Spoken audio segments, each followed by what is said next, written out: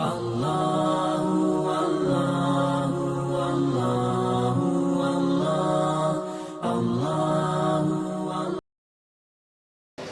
yang dimuliakan oleh Allah Subhanahu wa taala, alhamdulillah kembali kita melanjutkan kajian kita pada bab tentang fikih nikah.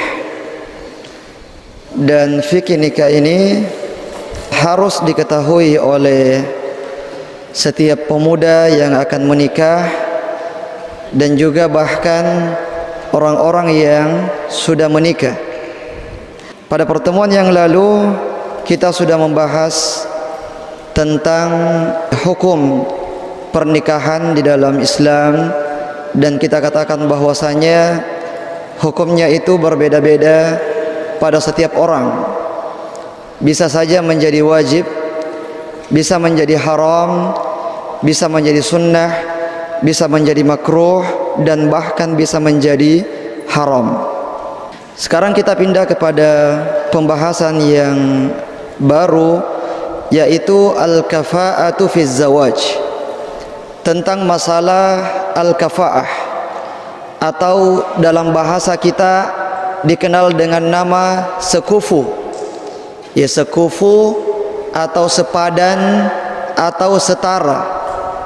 Apakah al-kafa'ah atau sekufu ini memang dipertimbangkan di dalam masalah pernikahan, ataukah dia tidak termasuk di dalam hal yang dipertimbangkan di dalam masalah pernikahan tersebut? Nah, kebanyakan ulama mengatakan bahwasanya yang menjadi patokan dalam masalah sekufu adalah ad-dinu wal khuluq, adalah pada masalah agama, yaitu ketakwaan, keimanan, keistiqomahan, beribadah kepada Allah Subhanahu wa taala, dan juga masalah akhlak.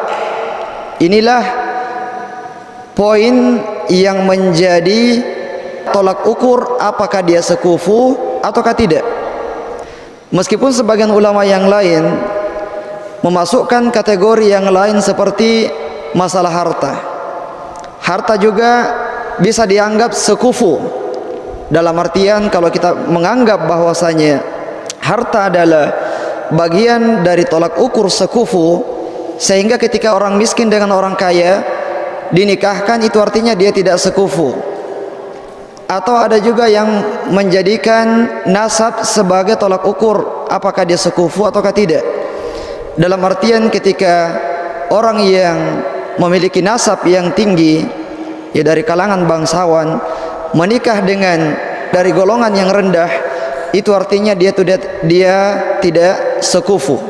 Ya, namun sekali lagi bahwasanya ya menurut pendapat mayoritas ulama bahwasanya yang menjadi tolak ukur dalam pernikahan sehingga dianggap sekufu ataukah tidak adalah pada masalah keistiqomahannya, masalah agamanya, dan masalah akhlaknya. Nah, dan ini perlu untuk kita ketahui karena ada hukum fikih nanti yang akan dibangun di atas masalah ini. Ya, ada hukum fikih tentang masalah wali yang akan dibangun di atas dasar masalah sekufu ini.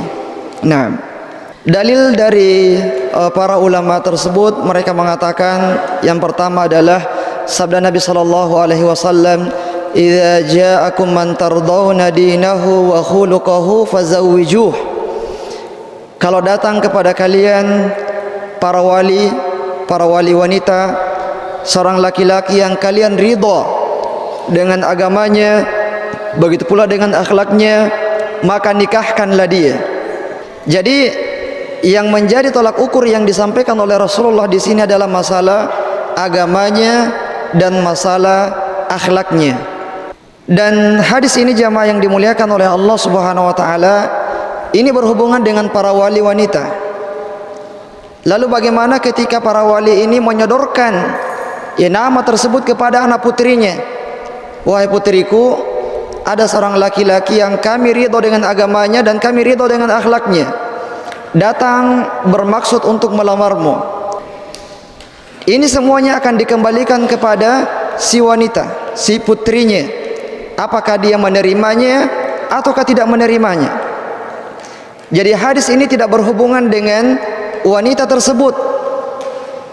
Dalam artian seorang wanita dia boleh memilih apakah menerimanya ataukah menolaknya. Meskipun yang datang tersebut adalah orang yang baik agamanya, baik akhlaknya, tapi kalau misalnya dia tidak suka, dia tidak mau, maka tidak ada paksaan baginya. Nah, tidak ada paksaan baginya.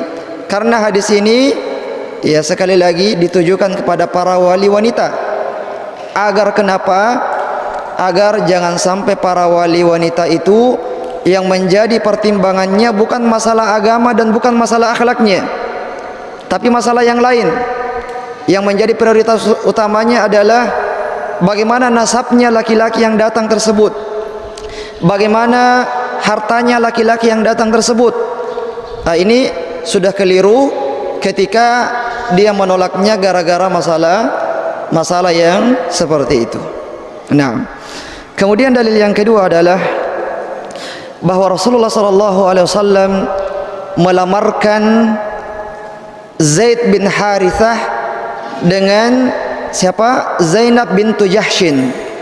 Kita kenal Zaid bin Harithah, dia merupakan mantan budak. Ya, dan budak itu dia adalah derajat yang paling rendah. Ya, di antara semua derajat-derajat kemasyarakatan. Dan Zaid bin Harithah ini adalah mantan budak.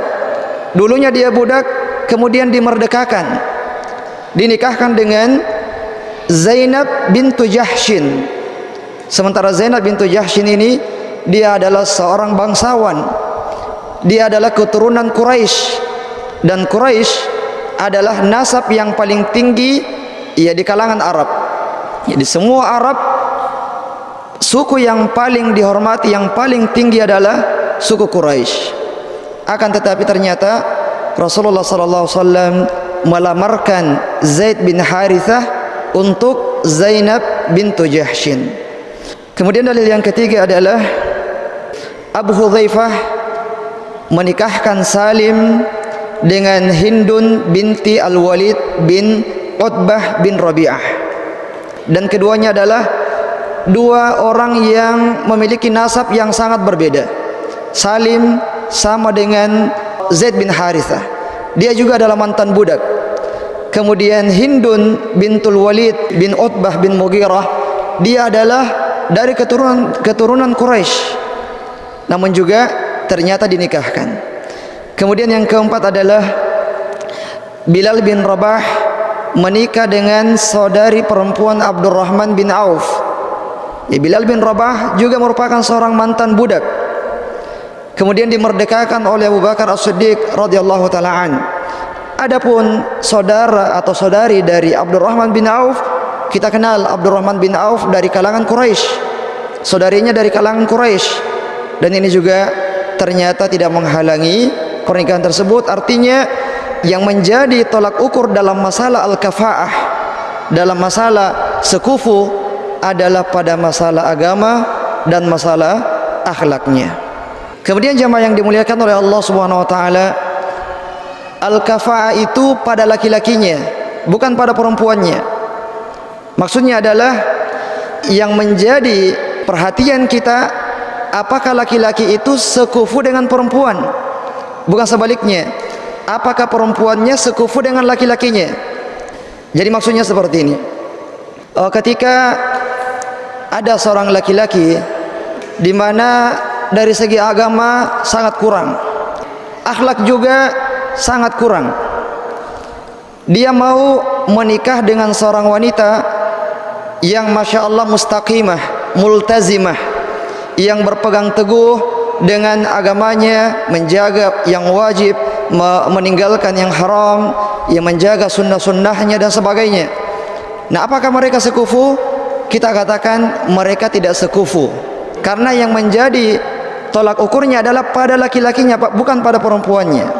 Sebaliknya, ketika misalnya laki-lakinya masya Allah multazim, mustaqim, mutamassik dengan agamanya, menjaga sunnah-sunnahnya, dan akhlaknya masya Allah luar biasa, kemudian menikahi perempuan yang mungkin baru saja masuk Islam.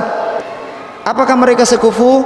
Ini tidak diperhitungkan apakah sekufu ataukah tidak, karena laki-lakinya yang lebih tinggi daripada perempuannya. Sebagaimana Nabi sallallahu alaihi wasallam yang menikah dengan Sofiyah, ya, Sofiyah anak orang Yahudi, ya, ketika Rasulullah membebaskan Khaybar, ya, kemudian Sofiyah menjadi salah satu tawanannya dan Rasulullah membebaskan Sofiyah. Sofiyah masuk Islam, Rasulullah menikahinya. Ini kalau kita katakan sekufu, tidak sekufu, tapi tidak ada masalah. Tidak ada masalah karena yang menjadi pertimbangan adalah laki-lakinya yang harus lebih tinggi daripada wanitanya. Ini yang disebut dengan masalah sekufu. Nah, lalu apa fikih yang terbangun di atas masalah ini? Al-kafa'atu haqqun lil mar'ati wal awliya. Masalahnya adalah ketika ada seorang laki-laki yang datang untuk melamar seorang wanita, kemudian laki-lakinya ternyata jauh dibandingkan dengan perempuannya dalam masalah agamanya, dalam masalah akhlaknya, maka para wali ini tidak boleh kemudian mereka seenaknya menikahkan putrinya. Harus betul-betul keridhaan dari putrinya, apakah dia mau atau tidak. Karena memang tidak sekufu.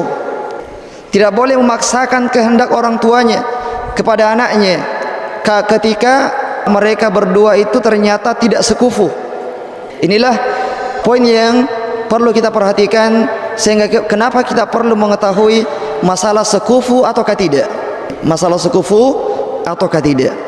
Dan tentu saja jamaah yang dimuliakan oleh Allah Subhanahu wa taala, semakin banyak persamaan, ya, semakin banyak persamaan antara laki-laki dengan perempuan, maka akan semakin mendukung yang namanya kelanggengan di dalam rumah tangganya. Ya, semakin mendukung yang namanya keharmonisan di dalam rumah tangganya. Ini ketika semakin banyak persamaannya. Meskipun tentu saja ya kita tidak akan mampu untuk kemudian mencari yang betul-betul hampir sama dengan kita. Yang namanya pernikahan semuanya adalah takdir Allah Subhanahu wa taala. Namun kita hanya berusaha untuk mencari yang bagaimana sekufu dengan kita dalam masalah agama. Nah, kemudian jamaah yang dimuliakan oleh Allah Subhanahu wa taala, poin yang selanjutnya adalah masalah mahar. Iya, masalah mahar. Dan mahar ini adalah sebuah kewajiban yang diberikan oleh laki-laki kepada perempuan. Mahar adalah sebuah kewajiban yang diberikan oleh calon laki-laki kepada calon perempuan. Taib. Jadi mahar dia merupakan kewajiban yang diberikan oleh laki-laki kepada perempuan, sebagaimana firman Allah Subhanahu wa taala, wa atun nisaa shadaqatihinna nihlah, dan berikanlah wanita-wanita mahar-mahar mereka. Ini adalah perintah, dan perintah hukumnya adalah wajib. Ya, jadi seseorang tidak boleh kemudian menikah tanpa memberikan mahar, tapi kewajibannya sebagai seorang laki-laki untuk memberikan mahar kepada calonnya. Namun bagaimana kadar daripada mahar ini? Tidak ada kadar minimal dan tidak ada juga kadar maksimal untuk masalah mahar. Jadi berapapun ya jumlahnya, meskipun sangat sedikit, maka itu sudah boleh menjadi mahar. Dan juga tidak ada batasan maksimalnya. Tidak boleh diberikan batasan. Pokoknya orang yang mau menikah, wanita yang mau menikah, tidak boleh minta mahar lebih dari 50 juta. Nah, ini tidak ada. Jadi tidak ada batasan minimal dan juga tidak ada batasan maksimalnya. Di antara dalil yang menunjukkan hal tersebut adalah suatu ketika seorang perempuan datang kepada Nabi SAW menyampaikan bahwasanya ada seseorang yang datang kepadanya melamarnya, tapi kemampuan dia hanya sekedar sepasang sendal. Maharnya itu cuma sepasang sendal saja. Kemudian Rasulullah mengatakan kepadanya, araditi an nafsiki wa maliki bina alaini, apakah kamu ridha ketika maharmu dengan sepasang sendal? Kata dia, na'am, saya ridha wahai Rasulullah. Kemudian Rasulullah pun mengizinkan pernikahan mereka. Padahal kalau kita pikir sepasang sendal itu adalah harta yang sangat sedikit. Apalagi kalau sekarang, kalau ada sendal Jepang, ya berapa harganya sendal Jepang? 10.000. 10.000 orang bisa menikah dengan langsung 4 wanita. Kemudian yang kedua adalah kisah yang lain, seorang laki-laki yang ingin menikah, kemudian dia ditanya oleh Rasulullah SAW, hal indaka min syai'in tasaddaqaha iyyahu, apakah kamu memiliki sesuatu untuk dijadikan sebagai mahar? Dia mengatakan, saya tidak punya wahai Rasulullah, kecuali sarung saya. Jadi saking miskinnya, dia hanya punya sarungnya saja. Kata Rasulullah, kalau kamu memberikan sarungmu, lalu apa yang kamu pakai? Tidak ada lagi yang dia pakai kalau dia memberikan sarungnya. Lalu Rasulullah kemudian ia mengatakan kepadanya, cari lagi yang lain. Iltamis walau khataman min hadid, cari meskipun cincin yang terbuat dari besi, jangan terbuat dari perak, terbuat dari besi saja kalau ada, karena tidak ada sama sekali hartanya. Cari meskipun sebuah cincin yang terbuat dari besi. Kemudian dia pun mencari dan tidak ada, sampai cincin dari besi pun tidak ada dia dapat. Kemudian Rasulullah mengatakan kepadanya, apakah kamu punya hafalan Al-Quran? Dia mengatakan, na'am, dia hafal surah ini dan dia hafal surah itu. Kemudian Rasulullah mengatakan, qad zawwajtukaha bima ma'aka minal Quran, ya saya akan menikahkanmu dengannya dengan mahar apa yang kamu hafal dari Al-Quran tersebut. Dan ini bukan lagi berupa harta, tapi dia berupa manfaat. Dan manfaat di sini adalah manfaat yang akan dirasakan oleh si wanita tersebut. Kalau manfaatnya tidak dirasakan oleh si wanita tersebut, maka ini tidak boleh dijadikan sebagai mahar. Misalnya seorang laki-laki, dia tidak punya apa-apa, tapi dia hafal Al-Quran, istrinya juga ternyata hafal Al-Quran, calon istrinya juga hafal Al-Quran, maka ini tidak boleh menjadi mahar. Kenapa? Karena tidak bermanfaat untuk calon istrinya.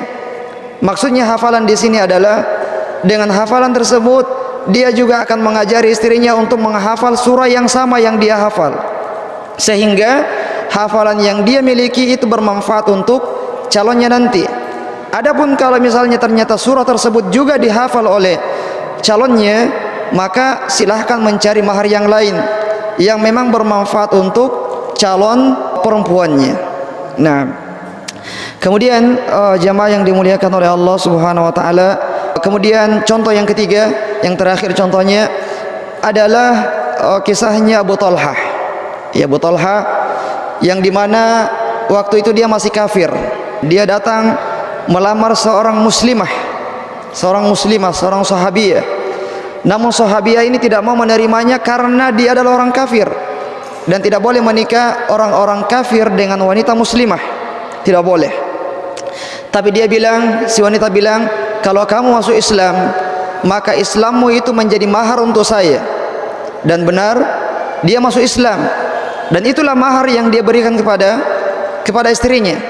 Jadi mahar, jamaah yang dimuliakan oleh Allah Subhanahu wa taala, itu tidak ada kadar minimalnya dan tidak harus berupa harta, tapi sesuatu yang bisa bermanfaat untuk si istri, ya maka bisa dijadikan sebagai mahar.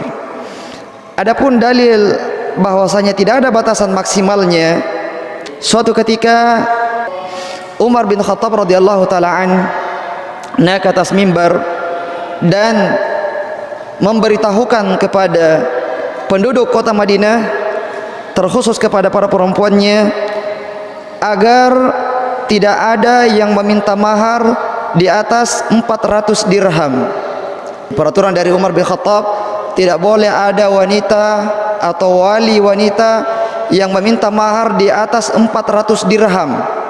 Kemudian salah seorang wanita yang mendengarkan hal tersebut mengkritik Umar bin Khattab radhiyallahu taala an, dan dia mengatakan Allah Subhanahu wa taala berfirman, wa ataitum ihdahunna kintaran, kalau kalian wahai laki-laki yang mentalak istri kalian, janganlah kalian meminta kembali apa yang telah kalian berikan kepada mereka berupa mahar meskipun jumlahnya sangat banyak.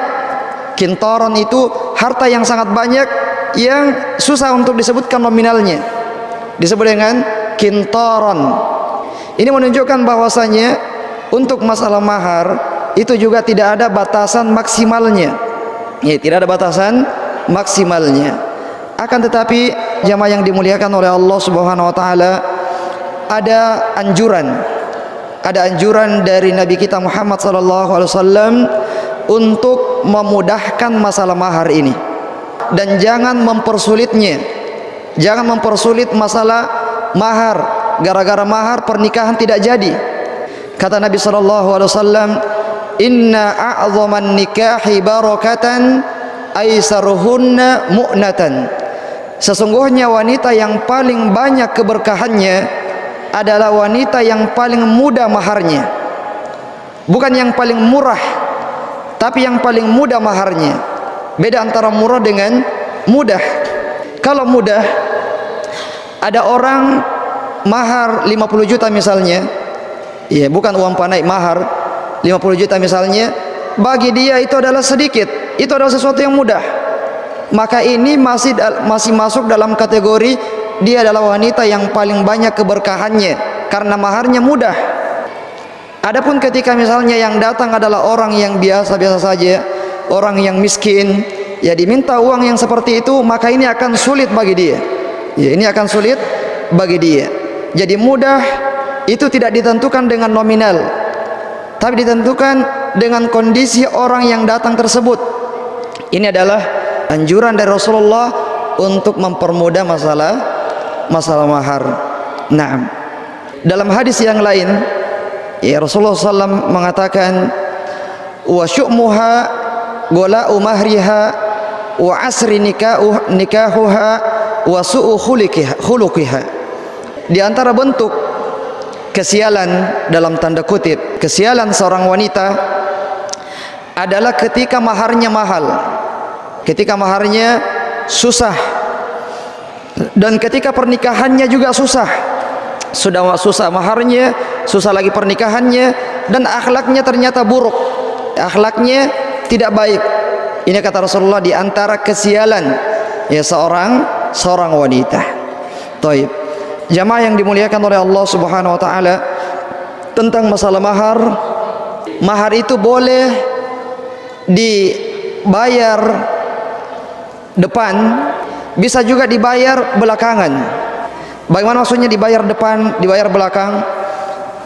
Yang umum yang terjadi di urf kita, masyarakat kita, bahwasanya mahar itu dibayar duluan, artinya diserahkan sebelum akad. Nah, namun boleh juga mahar itu nanti dibayar setelah pernikahan.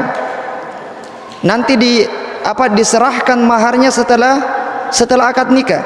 Apakah sehari setelahnya, ataukah sepekan setelahnya, ataukah 1 bulan setelahnya, ataukah 1 tahun setelahnya, atau waktu yang lain. Yang jelas ini boleh mengundurkan yang namanya mahar. Nah, sehingga yang sering kita dengar, saya nikahkan Anda dengan putri saya dengan mahar sekian, dibayar tunai. Ada juga sebenarnya dibayar kredit, tapi tidak disebutkan. Yang dibayar kredit itu tuh nanti dilunasi setelah pernikahan, tapi mengapa tidak disebutkan, karena mungkin malu-malu. Orang akan malu-malu kalau mengatakan, ya, dengan dibayar secara kredit, ya, pasti orang malu. Meskipun belum lunas, tapi tidak disebutkan karena, ya, ini akan menimbulkan rasa malu. Tapi secara hukum boleh, ya, boleh menunda, mengakhirkan pembayaran dari mahar tersebut. Nah, kemudian jamaah yang dimuliakan oleh Allah Subhanahu wa taala, ketika seseorang mengakhirkan pembayaran maharnya, Nanti setelah pernikahan baru dia membayar maharnya. Ternyata setelah pernikahan belum terjadi, belum dukhul. Ya, dukhul itu artinya belum terjadi hubungan suami istri. Kemudian laki-laki ini mentalak istrinya. Dia sudah mentalak istrinya padahal belum berhubungan sama sekali. Maka pada kondisi yang seperti ini, dia hanya wajib untuk membayar setengah dari mahar yang telah dia sebutkan. Ya, misalnya dia sebutkan maharnya 20 juta misalnya, dan dia belum bayar. Setelah akad nikah dan belum terjadi hubungan suami istri, dia telah mentalak istrinya, maka dia hanya berkewajiban untuk membayar setengahnya saja, membayar 10 juta saja. Nah, atau ketika misalnya dia sudah membayar maharnya sebelum akad nikah. Setelah akad nikah dan sebelum berhubungan dia mentalak istrinya, maka pihak wanita harus mengembalikan setengahnya. Pihak wanita harus mengembalikan setengah dari mahar yang telah dia terima dari laki-laki ini. Ini ketika dia sudah menyebutkan maharnya, apakah dia sudah bayar ataukah dia belum membayarnya. Ya, dalilnya adalah firman Allah Subhanahu wa taala dalam surah Al-Baqarah, wa in talaqtumuhunna min qabli an tamassuhunna wa qad faradtum lahunna fariidah fanisfu ma faradtum. Kalau kalian mentalak istri-istri kalian sebelum kalian bercampur dengannya, sebelum terjadinya hubungan suami istri, dan kalian sudah menentukan berapa jumlah maharnya atau sudah memberikan maharnya, maka kewajibannya adalah hanya membayar setengahnya, setengah dari mahar yang telah dia sebutkan. Nah, lalu bagaimana ketika dia mentalak istrinya sementara dia belum menyebutkan maharnya? Pada saat akad tidak disebutkan berapa maharnya, dan dia juga belum menyerahkan maharnya. Yeah, nanti mahar katanya dibayar setelah pernikahan, namun dia belum menyebutkan berapa jumlahnya, dan kemudian dia mentalak istrinya sebelum bercampur dengannya, sebelum bergaul dengannya. Maka dalam kondisi yang seperti ini dia hanya memberikan yang disebut dengan mut'ah. Mut'ah di sini bukan mut'ah orang-orang Syiah, bukan mut'ah orang-orang Syiah, yaitu menikah dengan wali atau dengan waktu yang ditentukan, menikah dalam jangka waktu 1 bulan. Ini mut'ah dalam kalangan orang-orang Syiah. Adapun mut'ah yang dimaksud di dalam ayat kita ini, dia merupakan pemberian dari laki-laki kepada perempuan, dalam bahasa kita sebagai cendi-cendingati. Ketika misalnya seorang laki-laki telah mentalak istrinya sebelum berhubungan dengannya, dan dia belum menyerahkan mahar dan juga belum menyebutkan berapa jumlahnya, maka yang wajib dia berikan adalah mut'ah kepada istrinya, kepada istri yang dia talak tersebut. Berapa kadarnya? Kadarnya ini disesuaikan dengan kemampuan dari laki-laki. Semakin dia adalah orang yang kaya, maka semakin banyak juga dia berikan sesuai dengan kemampuannya. Kalau dia adalah orang miskin, dia berikan sekian, itulah kemampuannya, maka juga tidak ada masalah. Nah, dalilnya adalah di dalam surah Al-Baqarah juga ya disebutkan hal tersebut.